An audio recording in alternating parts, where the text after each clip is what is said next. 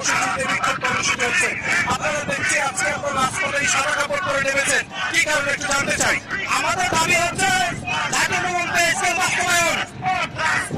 আজ করে 6 মাস কেটে গেছে, আমরা আজ পর্যন্ত জাতীয় নবম পে স্কেল ভেবে দেখার প্রকাশ করা হয় নাই। আমাদের দাবি আজকে দিনের মধ্যেই জাতীয় নবম পে স্কেল গেজেট প্রকাশ করবেন।